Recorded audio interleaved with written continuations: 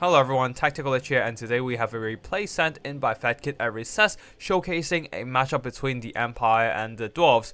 Normally, this matchup is in favor of the Dawi, but occasionally, the Empire can bust out some interesting builds to totally reverse the odds. So let's see if FatKit at Recess can flip the table with his interesting army and beat Saber's Ragnum's Dwarf army. For the army builds here, we have a front line of spears, some of them with shields, some of them without, and at the back, a lot of armor piercing, a whole line of 5 great swords backed up by 4 handgunners. Leading the army, we have Balthasar Gelt coming in with only final transmutation, and on top of that, we have an interesting artillery piece. Yes, we're showcasing the Temple of Luminarch here. The Regiment of Renowned Luminarch of Heesh, ready to snipe out some single entities, very notably, of course, Thorek Ironbrow. On the flanks, there are some skirmishing cavalry, the Outriders, the regular variant, so no grenade launchers, just a ton of armor-piercing handguns. For the Dawi army here, going for a bit of a Dawi tide, a front line of miners without blasting charges, a second line of shields, so dwarf warriors mixed in with some long beards, a very sturdy second line of infantry, and further back, more miners, this time with blasting charges. 5 of them, in fact, one of them the Akron's miners. Leading the army, we have Thorek Ironbrow here, supported by 2 Thanes, Hans Valhersen, the ethereal version, plus a regular Thane. Thorek Ironbrow himself coming in with Rune of Breaking, Rune of Wrath and Ruin, and of course his signature Rune of Doom. On the far end of the battlefield, we have some Vanguard deployed, sneaky Buckman's Rangers ready to unleash firepower into the backs of the Empire formations. That's it for the army builds. Now let's get the battle started. In a matter of the long past, the Dwarves were known to have better artillery than the Empire, but then the Empire pulled out the rocket spam. Sunmaker plus a ton of Hellstone rocket batteries can actually wreck the Dwarves in terms of melee fight, so the Dwarves have abandoned the approach. Instead, they're just going for a full-on melee push with their miner spam, Dwarf warriors, and long beards, plus even more miners at the back, and then of course Rangers would be pretty good against the Empire as well. Now with that said, without any artillery on the Dwarves side, the Temple of Luminarch is free to fire at whatever it chooses among the dwarf formations, and of course the best target is the most expensive and also the chunkiest Thorek Ironbrow. It'll be aiming at Thorek and taking out a huge chunk of his HP. One shot took out almost a quarter of his HP, down to 5,200 HP, and he'll be subjected to Outrider firepower as well.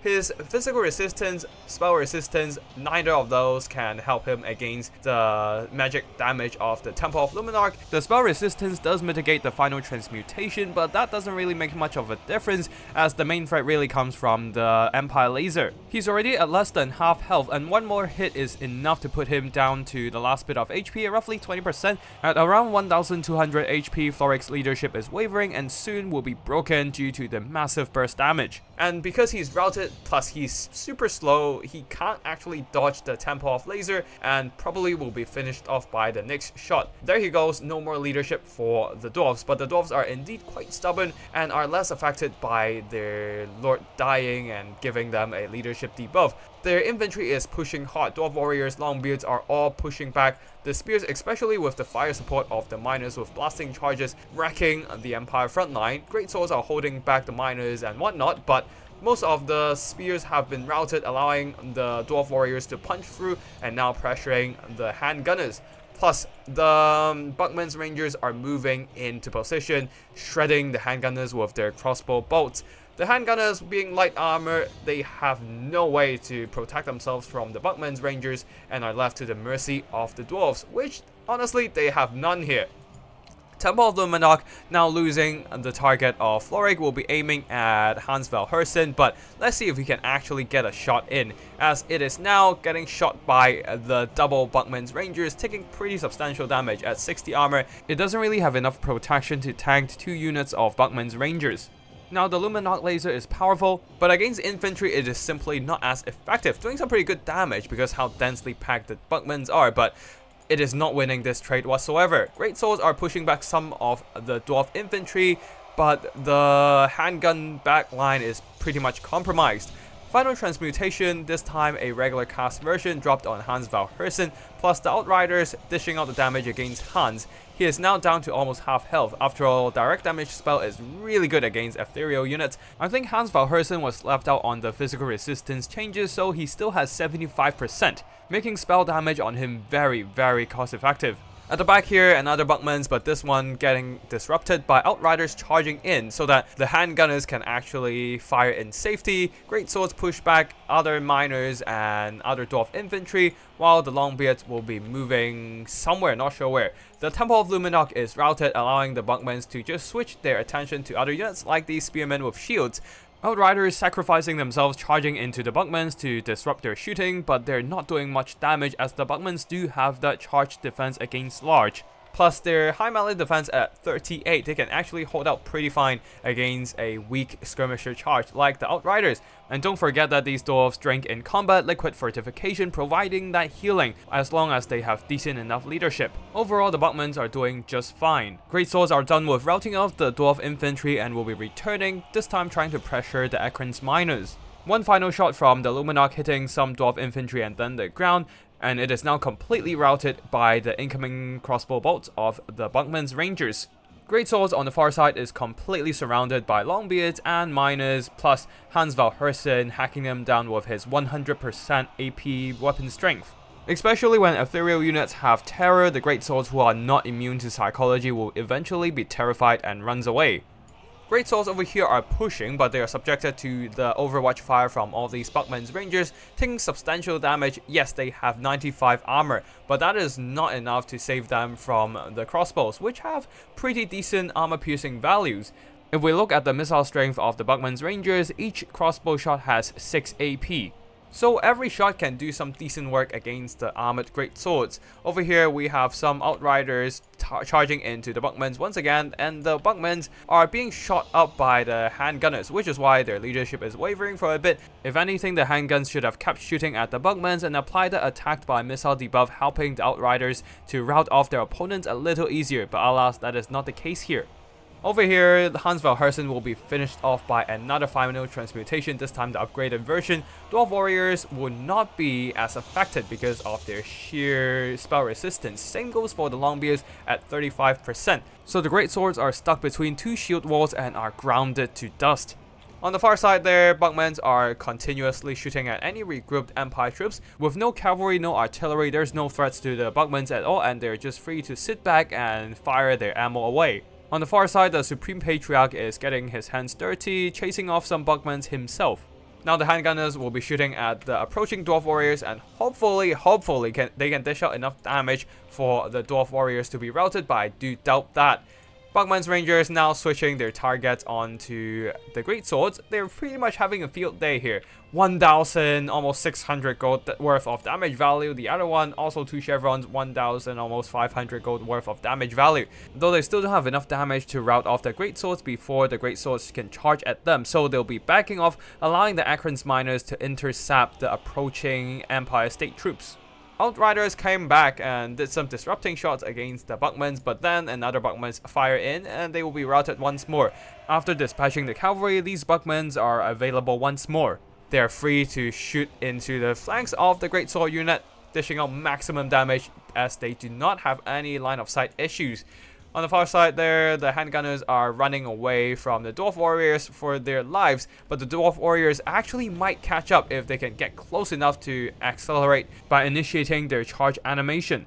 Of course, the Empire is gonna try their best to stop the Dwarves. Balthasar Gelt charging into these Dwarf Warriors, trying to slow them down, disrupt them from pursuing his handgunners. Handgunners turning around to start shooting once more, especially the Dwarf Warriors have their shields turned around, doing some pretty good damage, but once the Dwarf Warrior starts pushing again, they need to go on the run once more. Great Swords over here being routed by a combination of crossbow bolts and wrecked Ekron's miners.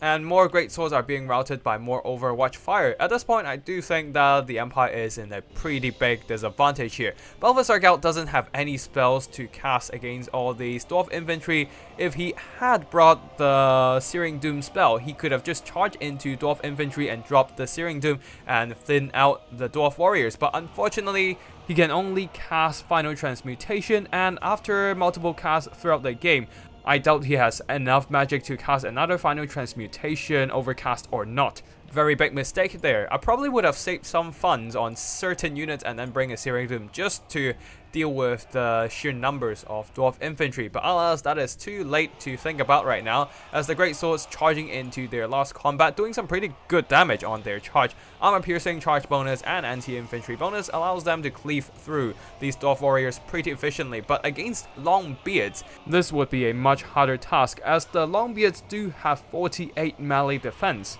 In contrast, Great Swords have pretty poor stats at 32 melee attack baseline.